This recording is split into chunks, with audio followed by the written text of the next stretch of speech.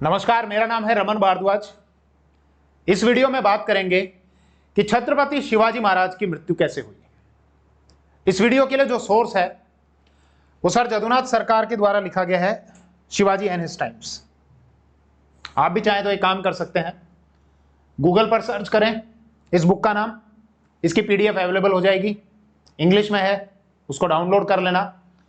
और वीडियो में मैं जो भी पेजेस आपको बताऊं, जो चैप्टर नंबर बताऊं, उसको आप खोलें और उसको आप चाहें तो खुद भी रीड कर सकते हैं।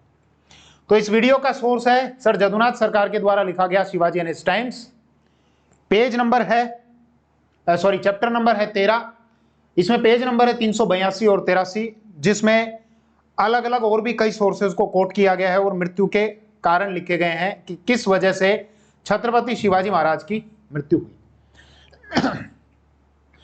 छत्रपति शिवाजी महाराज, जिन्होंने न केवल मराठों को संगठित किया बल्कि मराठा साम्राज्य को खड़ा किया, उसको विस्तारित किया, और आगे चलकर वो मराठा साम्राज्य इतना शक्तिशाली हो गया कि दिल्ली के मुगल बादशाहों को अपनी सुरक्षा के लिए मराठों को टैक्स देना पड़ता था।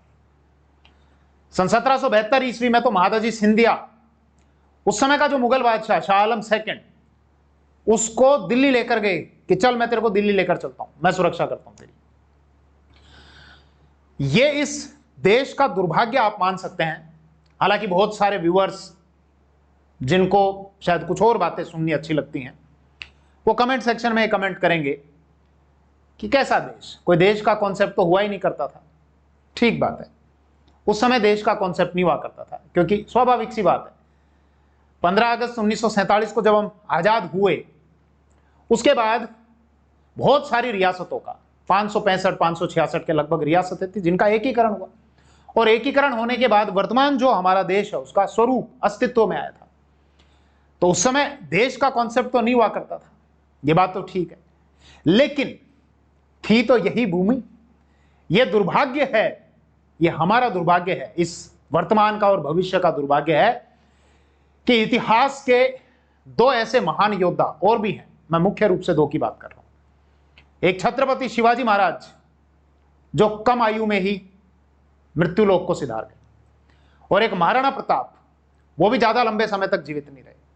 उनका शासनकाल, इन्हीं दोनों योद्धाओं का शासनकाल लगभग 5 से 10 वर्ष और हो सकता था, और इतने वर्ष में ये इस भूमि के लिए जितना इन्होंने किया उससे कहीं बढ़कर और ज्यादा कर सकते थे। खैर, हम वापस विषय पर लौट कर आते हैं। विषय हमारा यह है कि छत्रपति शिवाजी महाराज की मृत्यु कैसे हुई। इसके संबंध में अलग अलग सोर्स देखने को मिलते हैं, सब अलग अलग बात करते हैं। कुछ सोर्स ये कहते हैं कि इनको पेचिस हुआ, मतलब डाइसेंट्री, आंत की बीमारी होती है, इंटेस्टाइन में इन्फेक्शन हो जाता है, संक्रमण हो जाता है। उस समय इसकी जानकारी नहीं हुआ करती थी, अब इसकी जानकारी होती है कि कितने प्रकार का होता है, क्या क्या दवाइयां होती हैं। मतलब एक सोर्स ये बताता है कि इनको पेचिस हुआ, जिसके कारण इनकी डेथ हुई।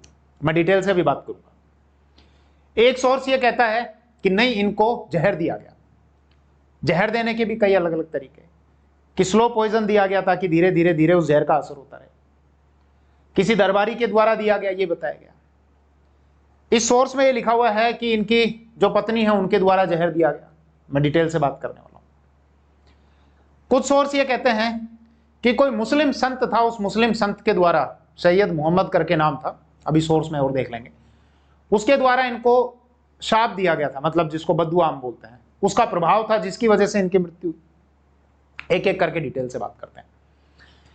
जैसा इस किताब में, सर जदुनाथ सरकार की किताब छत्रपति शिवाजी महाराज के ऊपर लिखी हुई, Shivaji and his times, chapter number 13, page number 382 383, जैसे शुरुआत की गई इनकी मृत्यु के संबंध में कि 24 मार्च 1680 ईस्वी का दिन बुखार ने और पेचिस ने इनको अपनी गिरफ्त में ले लिया, अपनी जकड़ में ले लिया, और धीरे धीरे धीरे धीरे इनका बुखार बढ़ता ही चला गया।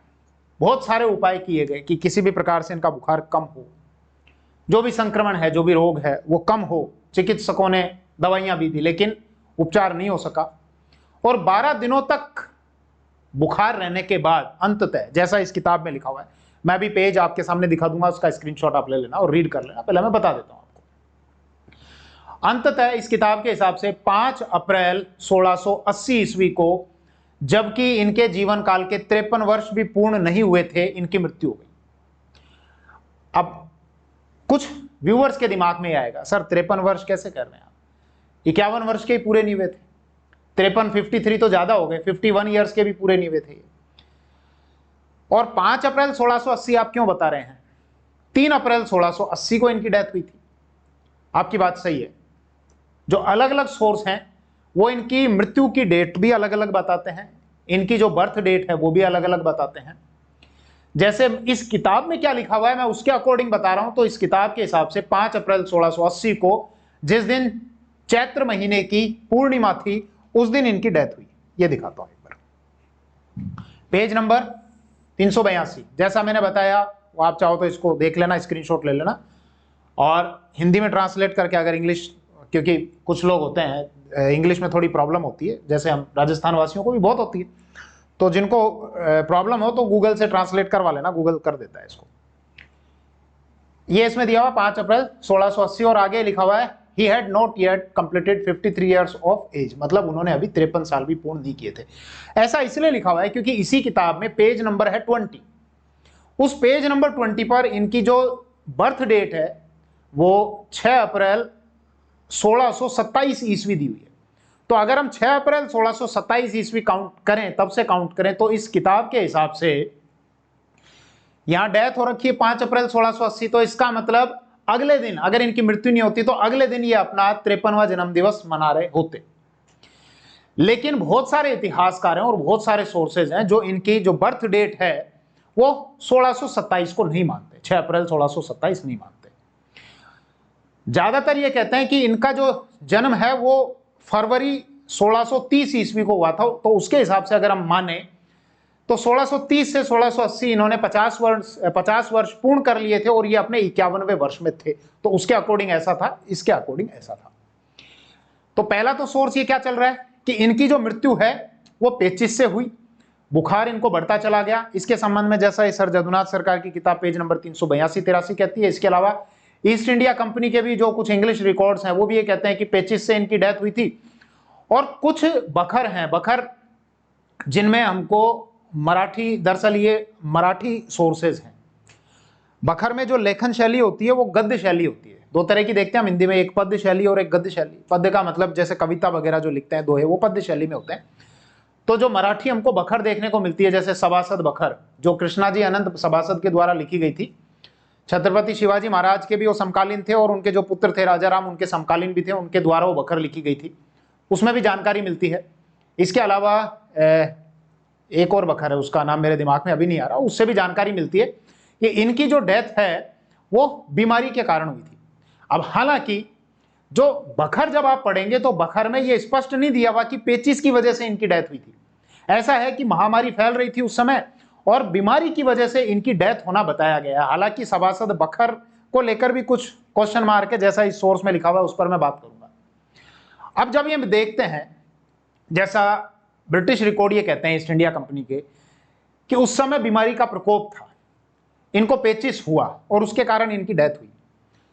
मैंने सर्च किया कि क्या वास्तव में ये जो टाइम पीरियड था 1680 ईस्वी के आसपास का, तो उस समय जब रायगढ़ में इनकी डेथ हुई थी, ये रायगढ़ जो महाराष्ट्र में आता है, यहीं पर रायगढ़ में ही छत्रपति शिवाजी महाराज का राज्याभिषेक हुआ था 6 जून 1674 ईस्वी का, और यहीं पर इनकी मृत्यु हुई थी। तो मैंने जब सर्च की तो कुछ जानकारी ये मिली कि उस समय ये वाला जो क्षेत्र है, इस क्षेत्र में बीमारियां फैली हुई थी। लोकल जो सोर्सेज हैं उनको नहीं पता कि इसको पेचिश कहते हैं या क्या कहते हैं। जैसे ब्रिटिश रिकॉर्ड में तो लिखा हुआ है कि ये पेचिश वगैरह के कारण इनकी डेथ हुई, लेकिन जो लोकल सोर्स है जैसे बखर वगैरह हैं, जो मराठी जो उस समय के हिस्टोरिकल सोर्सेज हैं, वो ये कहते हैं कि बीमारी का प्रकोप था जिसकी वजह से इनकी डेथ हुई, इनको बुखार हुआ। कुछ जगह लिखते हैं कि लगभग 2-3 सप्ताह तक ये बीमार रहे, कुछ ये लिखते हैं कि 2 सप्ताह तक ये बीमार रहे। और ये जो किताब मैंने आपको दिखाई शिवाजी एंड हिज टाइम्स, इस किताब में है कि लगभग 12 दिनों तक इनको बुखार रहा और अंततः इनकी मृत्यु हो गई। तो एक तो ये वाली बात। दूसरा, एक रीजन ये बताया जाता है कि जैसा शिवाजी, ये इसी बुक के आधार पर बात कर रहा हूं, कि कोई मुस्लिम संत थे, उन मुस्लिम संत ने कोई शाप दिया और शाप के कारण उनकी बद्दुआ लग गई और मृत्यु हो गई। हालांकि ऐसा नहीं है, ये केवल एक आधे में कहीं पर लिखा हुआ होगा और उसको, लेकिन फिर भी सारी चीजें मेंशन हो जाए इसीलिए शायद इस सोर्स में उसको कोट कर दिया होगा।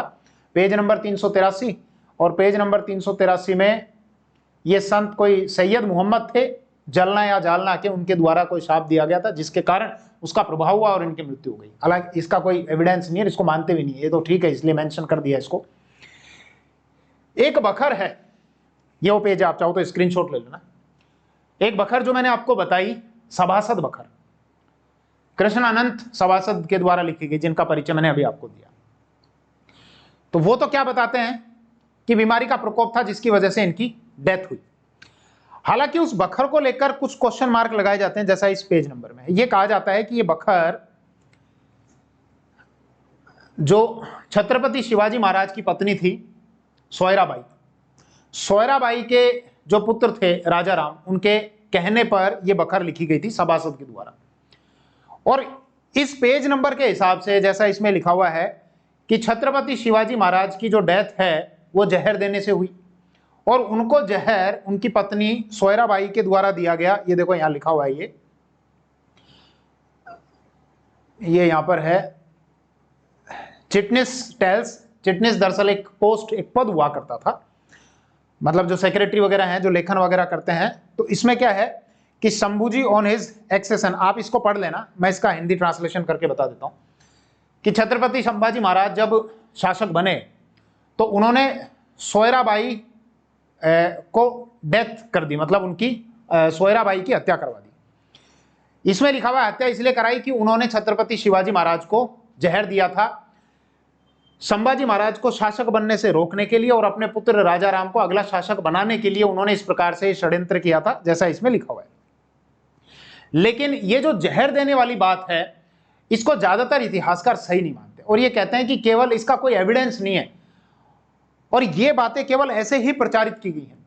हालांकि इस सोर्स में यह भी लिखा हुआ है कि जो सभासद के द्वारा जो सोर्स लिखा गया है वो राजा राम के कहने पर लिखा गया था, इसलिए स्वाभाविक है कि उनके कहने पर लिखा गया था, इसलिए उन बातों को इन्होंने इसमें मेंशन नहीं किया। जैसे लिखा हुआ है ये ओल्डेस्ट मराठा बखर that of Sabhasad is silent on the point, मतलब इस पॉइंट पर साइलेंट है, and with good reason, with good reason मतलब एक सही कारण, क्या कि a servant of Raja Ram in a book written by order of that king and for his eyes could not possibly have mentioned his mother's murder of her husband even if it had been true। मतलब ये ऐसा लिखा हुआ है कि अगर यहाँ ये सच भी होता, सच भी होती ये बात, अब सच है या नहीं है, लेकिन यहाँ लिखा हुआ है कि अगर ये बात सच भी होती कि छत्रपति शिवाजी महाराज की पत्नी के द्वारा उनको जहर दिया गया था, तो भी ये बात उनके द्वारा मेंशन नहीं की जाती सभासद के द्वारा, क्योंकि वो राजा राम के कहने पर लिखी गई थी। ये यहाँ पर जैसा लिखा हुआ है।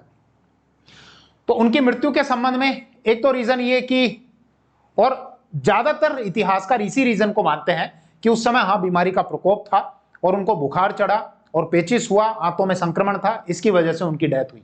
हालांकि कुछ जैसे चर्चाएं हैं कि ठीक है जहर भी दे दिया गया, जहर धीमा जहर दिया गया था, या एक ही ऐसा जहर दिया गया जिससे तत्काल मृत्यु हो गई। इन बातों का ज्यादातर इतिहासकार खंडन करते हैं कि ऐसा कुछ भी नहीं हुआ था। छत्रपति शिवाजी महाराज को ना तो उनके दरबारी, ना किसी व्यक्ति, ना उनकी पत्नी के द्वारा, किसी के द्वारा जहर नहीं दिया गया था, और एक जो बीमारी की वजह से मृत्यु होती है ऐसी मृत्यु उनकी हुई थी। अब ये तो दुर्भाग्य है इस देश का, इस भूमि का, कि मात्र 50 वर्ष की आयु में ऐसे महान योद्धा का निधन हो गया। और महाराणा प्रताप की जब हम बात करते हैं तो उनका जन्म 1540 ईस्वी में हुआ था और 19 जनवरी 1597 ईस्वी को उनकी मृत्यु हो गई।